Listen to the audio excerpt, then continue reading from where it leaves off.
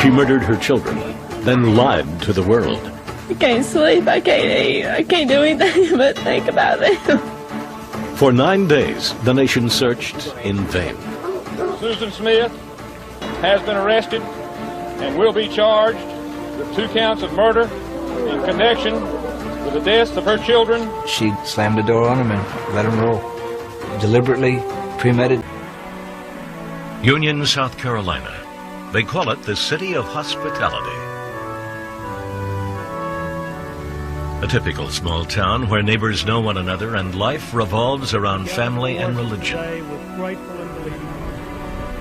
Downtown, only 5 blocks long, is quiet on Sundays, except for the occasional passing train and the ringing of church bells.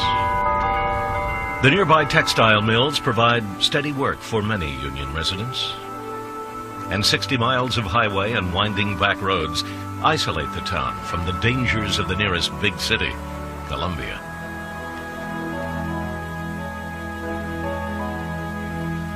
Around 3:30 p.m. on October 25th, 1994, Susan Vaughn Smith left the Conzo Products Company, a fabric trim and tassel manufacturer, where she worked as a secretary. She was upset. Her boyfriend, Tom Findley, the son of the company owner, had recently ended their relationship. At the time, Susan was separated from her husband, David, and had been dating Findley for a few months. The late afternoon air was beginning to chill as the 23-year-old Smith arrived at the daycare center to pick up her 2 young children, 3-year-old Michael and 14-month-old Alex.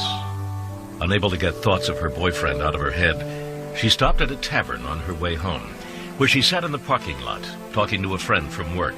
She then returned to the office with her kids, hoping to patch things up with Tom.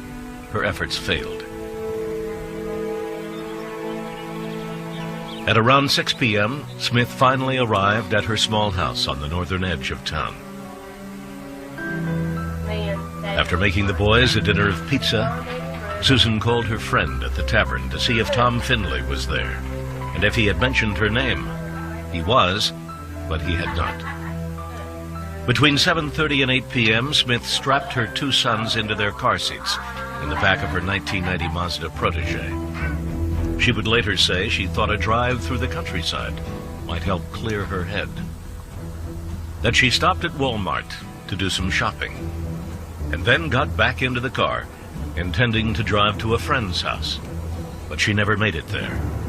According to the story Smith would later tell, she was stopped at a traffic light behind the Monarch Mill textile plant, 2 miles from quiet Main Street, where a black man broke into her car with a gun in hand. "Drive or I'll kill you," Susan would later report the man as saying.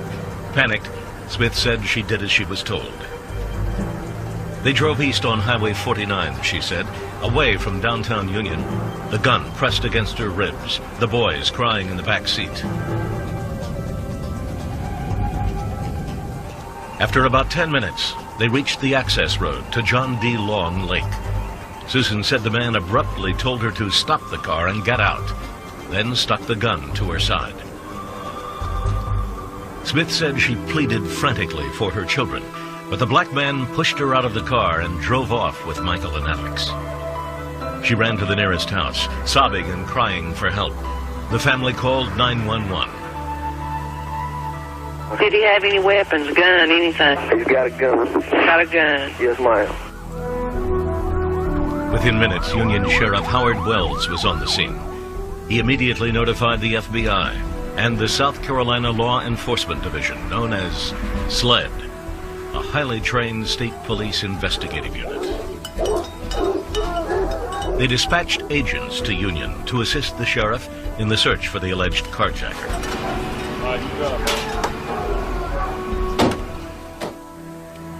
Soon after, the boy's father, David Smith, rushed to Susan's side. When I got there, she was hysterical. I had to literally pick her up off the floor and take her into the other room and sit down with her on the couch. Later that night, David called his father. I said, "She ain't holding the bumper." I would have, they wouldn't have drove off with my kids. Something when that car would have still been in my hand and he drove off, But there was never any doubt, in his mind that the kids were kidnapped. I believed Susan. As I've stated before, 100%, completely. Never beyond that I didn't believe her beyond a shadow of a doubt, never. David, like most people in Union, believed Susan Smith's story. By the next morning, word of the kidnapping had spread rapidly. Many residents would dedicate countless hours to a 9-day search for Michael and Alex Smith. A search that would end not in the safe return of the boys, but in the exposure of a lie that would shock the nation. On the surface, there was little reason to doubt Susan Smith's story. By all accounts, she was a dutiful and loving mother. In high school, she had been a member of the National Honor Society and was voted friendliest girl by her classmates. But as the search began for the two little boys, the image of their tearful mother pleading for their safe return turned into a sickening lie. Police would later learn that 5 days before the disappearance of her boys, Smith had said to a friend, "I wonder what life would be like if I didn't have kids."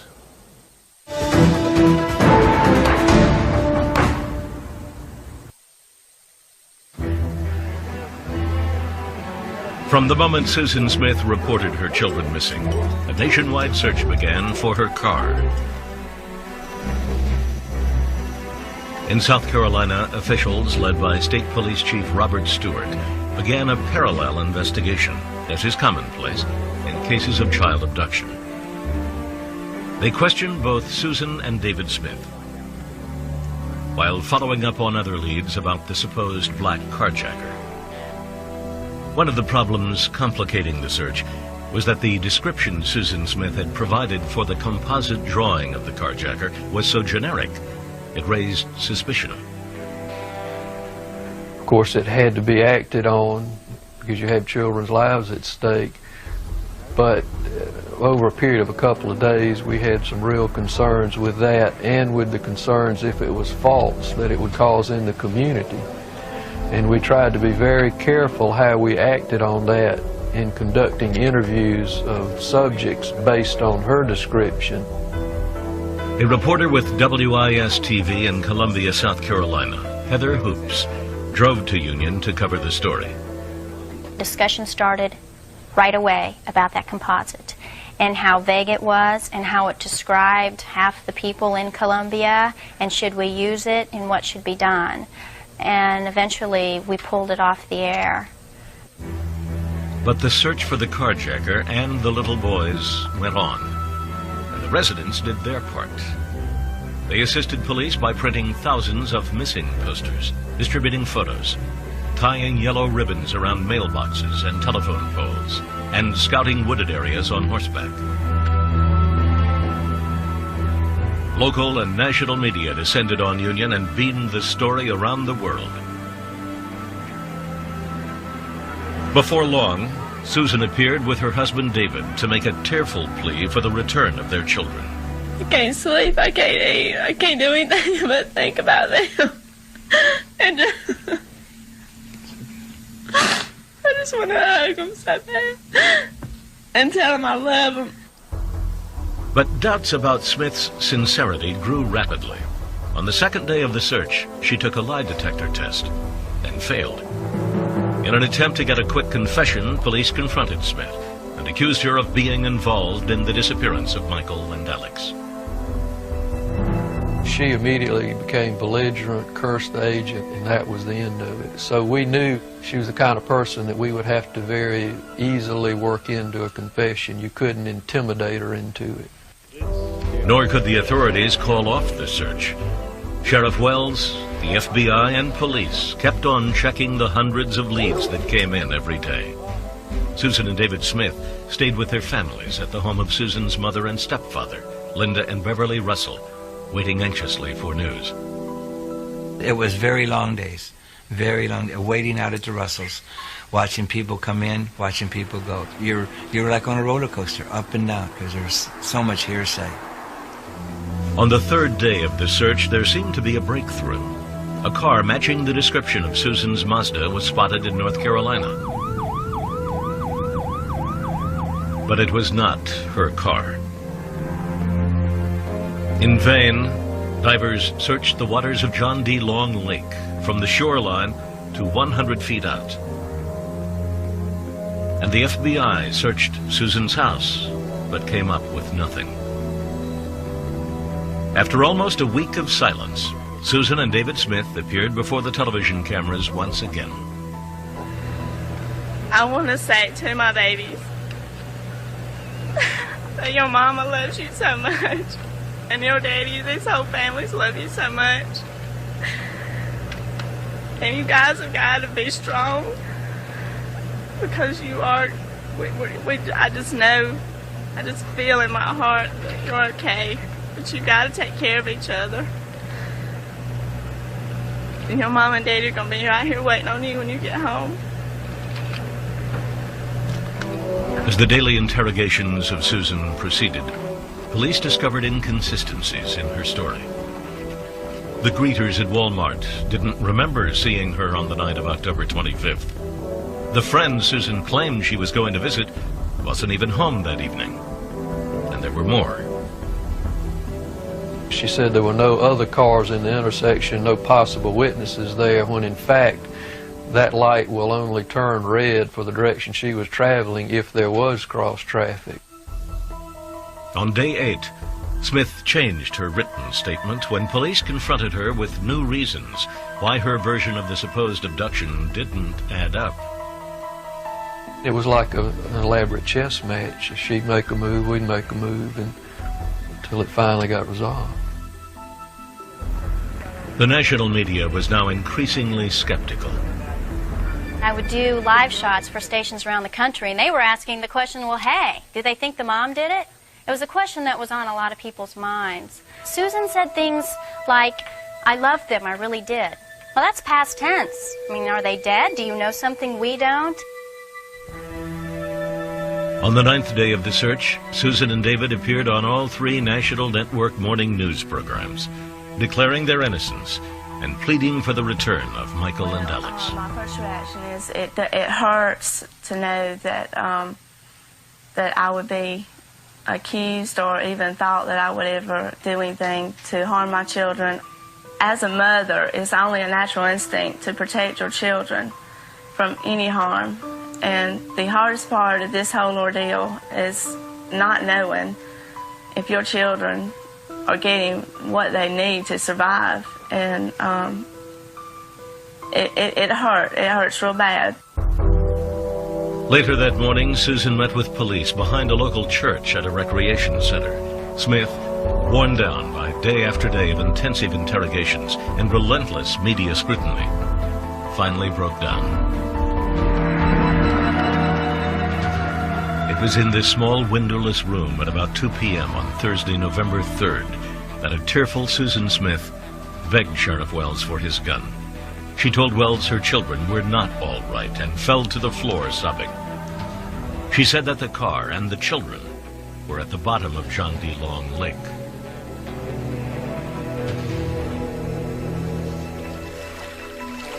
Divers found the car 122 feet from the shore, upside down, under 18 feet of water. Through the murky darkness, the beam of a diver's flashlight illuminated a small hand pressed against the window. As the car was pulled from the water, the bodies of Michael and Alex were visible through the side windows. Back at the church, Susan Smith was allowed to prepare an unusual confession. They wanted to get something in writing, but they didn't want to get into a situation with a confrontation to the point where they could get nothing in writing. So that's why she was allowed to, at that point, just write out her account of what happened. In her written confession, Susan Smith claimed that she was suicidal on the evening of October 25th, that she was living in what she called a vale of tears. Not wanting her children to live without a mother, Smith said she was planning to kill herself and take her children with her. After driving around Union for over an hour, she pulled into the access road at John D. Long Lake She let her car roll down the boat ramp, but soon stopped it by pulling up the emergency brake.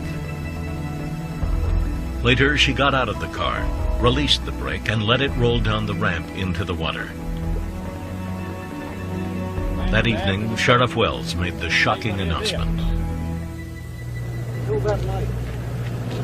Susan Smith has been arrested and will be charged with 2 counts of murder in connection with the deaths of her children, Michael 3 and Alexander 14 months.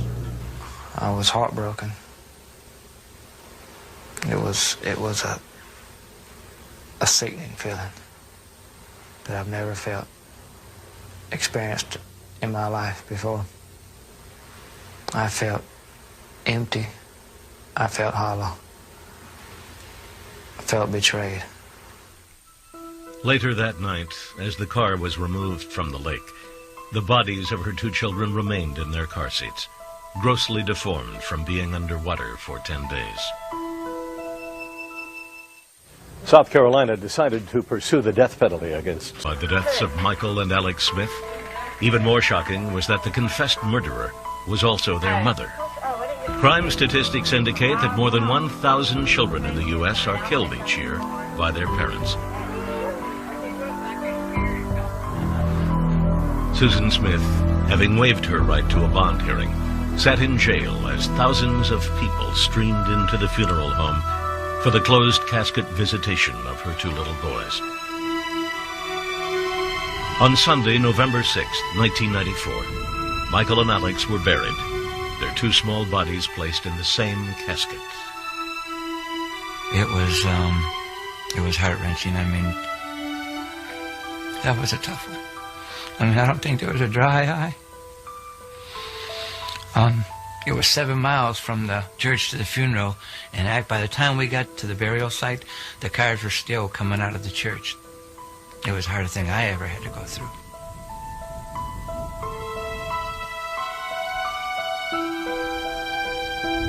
With the arrest of Susan Smith, the town of Union began to mourn as quickly as it had rallied to Susan's side. The yellow ribbons that had been tied to trees and lampposts were replaced with blue and white ones as a remembrance of the boys. The boat ramp at John D. Long Lake was transformed into a shrine for Michael and Alex.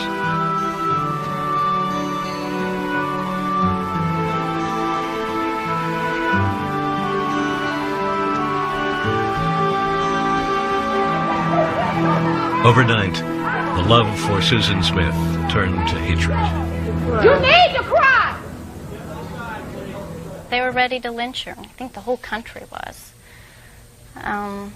They didn't have any answers for what she did. They couldn't understand how she would do something like this to their family member, and they wanted her hide.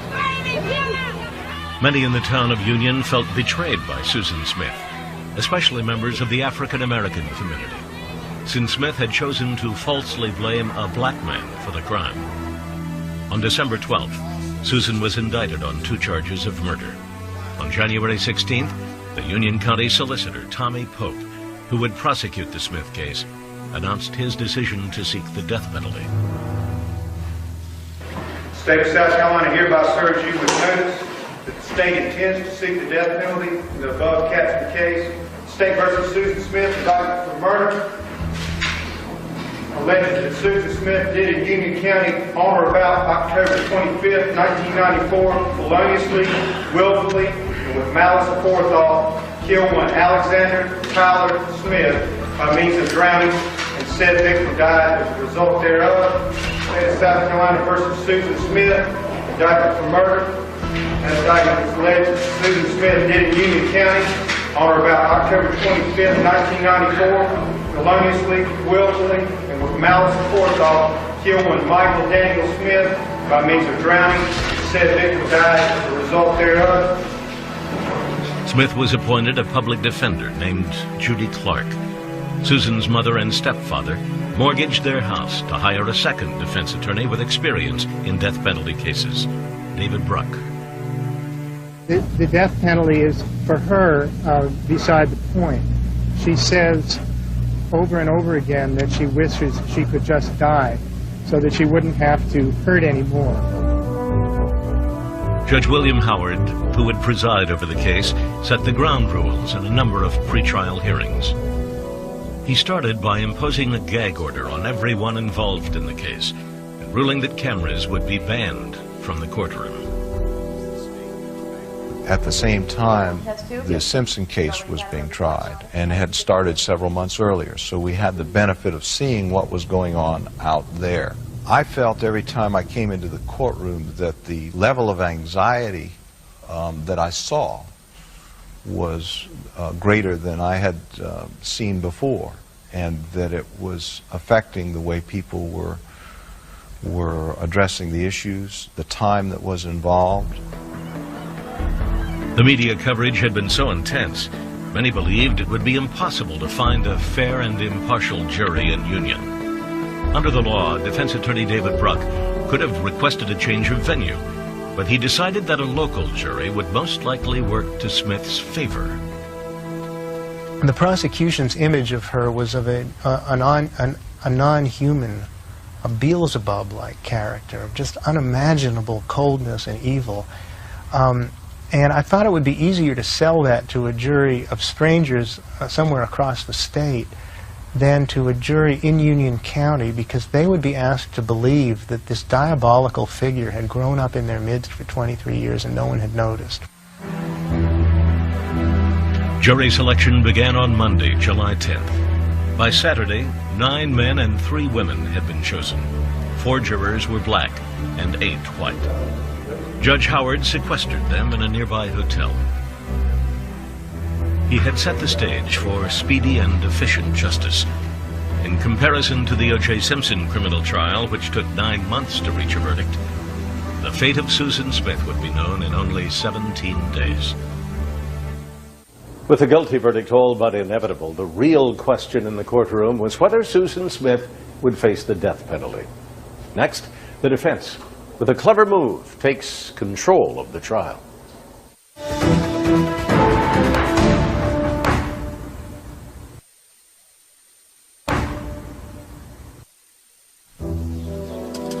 The trial of Susan Smith began on July 17, 1995. It might have been a simple one, but the prosecution made what some believe was a major blunder. They decided to try and show why the defendant killed her 2 sons, even though the law did not require that they prove a motive, and they could have won without doing so. Each day the Union courthouse was packed. Many more waited outside for a chance to get inside. Not much of a mother. Whatever they do to her can't be enough. Anybody that could drown her babies, any mother could drown her babies, there's nothing to her. Those who did get inside wouldn't hear Susan Smith speak. State psychiatrists had testified that although Smith was competent to stand trial, she was suicidal and might sabotage her own defense. Under South Carolina law, death penalty trials are divided into 2 parts. The first determines guilt or innocence. The second decides the punishment. The guilt phase of the Smith trial was essentially an open and shut case for the prosecution. In a written confession, Smith had admitted she had let her car roll into the lake with her children strapped in the back seat. There was little chance that Susan Smith would be found anything but guilty. We didn't feel that there was any defense to the murder charge at all. So the best thing and the worst thing were the same thing, as we felt like there was going to be a murder conviction.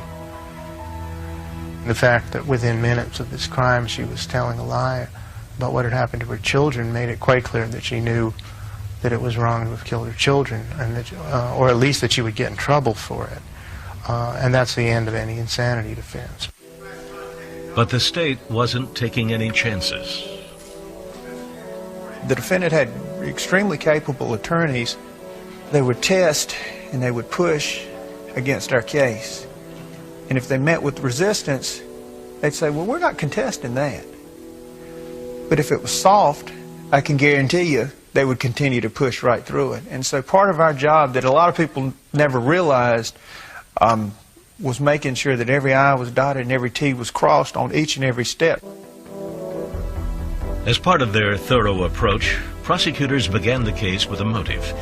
They argued that Susan Smith murdered her children in order to win back her wealthy boyfriend, Tom Finley, who was known throughout Union as the most eligible bachelor, lived in his family's mansion, worked for his father's company, and was Susan Smith's ticket to the good life.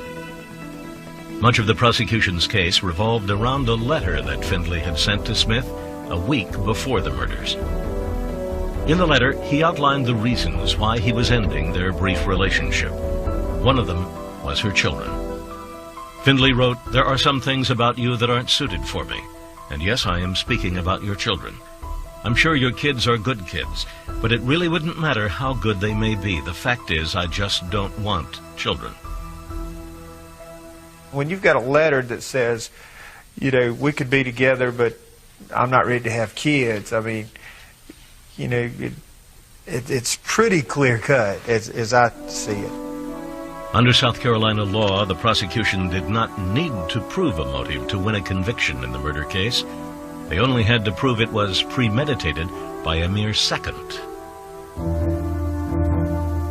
Smith had conceded that in her own confession when she wrote, "I did go part way down the ramp, but I stopped.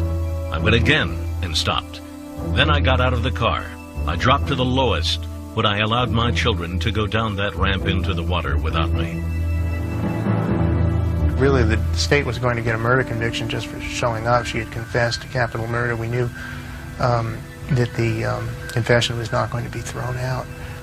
However, the state made the decision to try to prove motive at the guilt phase. We expected them to do it. We thought it was a mistake, but we thought it was a mistake they were going to make, and they did.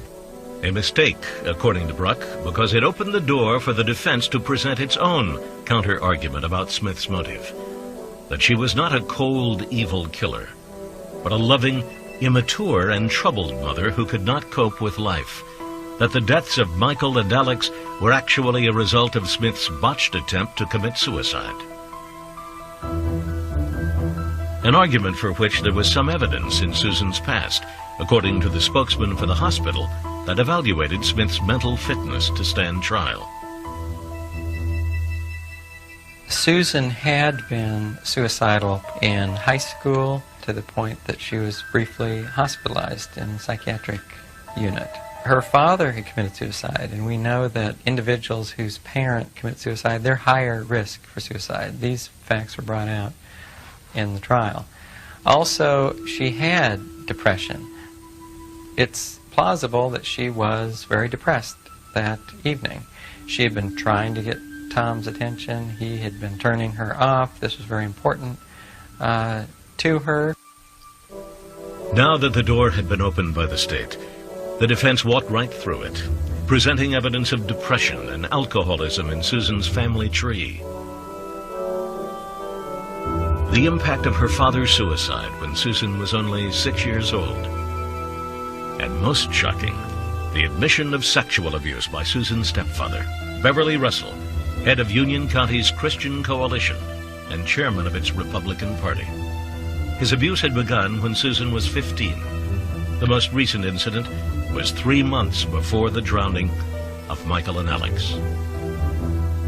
We had the opportunity to show that on the available evidence, suicide was a much more likely motivating factor than a premeditated, cold, deliberate substitution of her children in favor of this remote chance of snaring a rich boyfriend. So it brought out sort of the good with the bad. It toned it down and made it into a much more complex, emotional case right from the start, instead of allowing the state to portray it in a very stark, evil way and then have the defense try to reconstruct it in a different setting. The defense took control of the case with the state's first witness and never let go of it from that point on. Because the defense was arguing that Susan's abusive past made her suicidal, but did not make her mentally ill, the prosecution was not allowed to have its own psychiatrists examine her. That's one thing that makes those abuse defenses extremely difficult, at least under the structure of our law in South Carolina. It's the lack of an opportunity for the state. You know, you're basically using the defense of something unusual in the defendant's mind, but then you don't give us a chance to peer into their mind. It's almost like you putting up a witness and getting to get direct examination, but not allowing me to cross-examine them. The defense psychiatrist did say Susan intended to kill herself and, quote, take her children with her, a point which the prosecutors really jumped on, saying, well, she didn't commit suicide, and you can't suicide a child. Now, it's plausible that someone could decide to commit suicide and take their children with them. This has occurred in other instances. However, her method here of committing, quote, suicide is very unusual. There are so many opportunities to get out.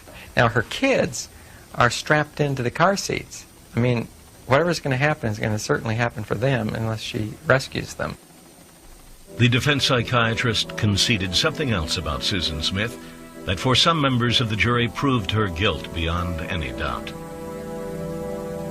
His testimony led me to believe, yes, she is guilty. He said that she understood right from wrong. The way she made decisions was not rational, but she understood that it was wrong what she did. So she should be held accountable for what she did. After a week of testimony, it took the jury only 2.5 hours to come back with a verdict. Guilty of 2 counts of murder. A verdict that didn't surprise anyone. But the defense had won a victory as well. It had presented evidence about Smith that might sway the jury against the punishment the prosecution was so eager to achieve: the death penalty. To that end, the state would produce an unusual videotape that showed just how Susan Smith had drowned her 2 sons. The prosecutors wanted to prove to the jury that Smith had almost 6 minutes in which she still could have saved them. Back in a moment. On July 24th, the penalty phase of the Susan Smith trial began, with graphic and emotional testimony from both sides. The prosecution, in its bid for the death penalty, would visually recreate the deaths of Michael and Alex Smith. And the defense, in an effort to keep Susan Smith off death row, would use her friends and family to explore the most painful events of her life.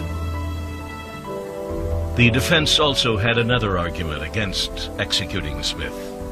I think it was clear that that life would be a more severe punishment for her because she loved those children. It sounds strange to say, but she did. And the full horror of what she had done weighed on her more heavily than on anybody else. And it was obvious that was going to stay with her for the rest of her life. The longer her life, the more she was going to hurt. And so the idea of the death penalty as retribution didn't really ring true for Susan. But the prosecution was about to present a very compelling piece of evidence, hoping to sway the jury in its favor. In the months before the trial, Tommy Pope had prepared a video showing what would happen if a car like Susan's was allowed to roll down the boat ramp and sink in John D. Long Lake. The recreation was videotaped from the shore, while another camera was mounted in the car, roughly where Michael and Alex were sitting. You got in your mind, well, it'll occur this way, or a car will drop like a rock, or it'll float forever, you know, all the different things. And ultimately, the byproduct of the testing, in addition to telling us some things about flotation characteristics, it gave us an internal view of how that car filled up with water. It basically gave us a view of what Michael and Alex would have been facing as the means of their death. The defense objected to the video and requested that Judge Howard not let the jury see it. They claimed that the daylight and the divers floating in the water next to the car gave a false sense of rescue that Susan Smith, alone in the dark, would not have had. But the judge allowed it. In the overall sense, what you're evaluating is relevance, whether or not something is relevant. When I looked at it, what was apparent was that within the car, the water coming up was much more slowly rising than it appeared from the exterior of the vehicle. Again, relevant now on the issue of just what could have been done to save the children and how long was the time frame in which something could have been done. And so it was at that point that I thought it really was relevant in that sentencing setting.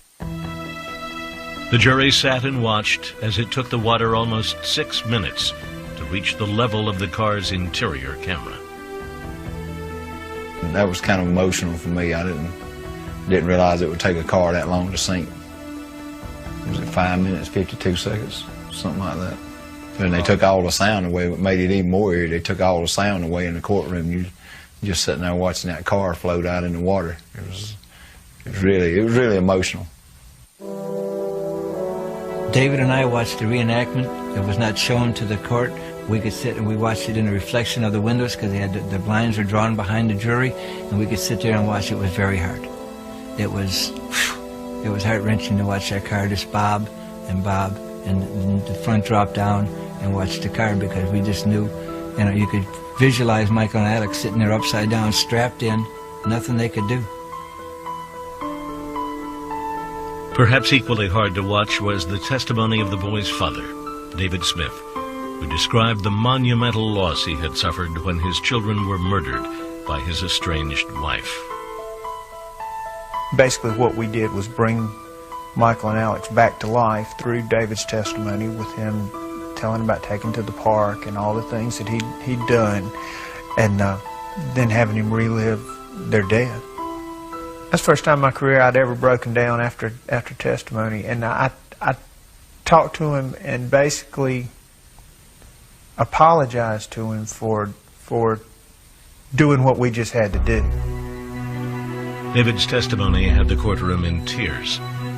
Even Susan Smith, who throughout the trial had avoided all contact with her husband, whispered her apologies as she left. She walked by and said, "I'm sorry." David just said it just infuriated him inside. You know, he was emotionally drained at that point, but it just infuriated him. She isn't sorry. I don't think she's sorry to this day. The defense, hoping to counter the prosecution's emotional testimony, called friends, family, and social workers to testify on Susan's behalf. Her stepfather, Beverly Russell, took the stand, assuming responsibility for his sexual abuse of Smith and taking part of the blame for her actions.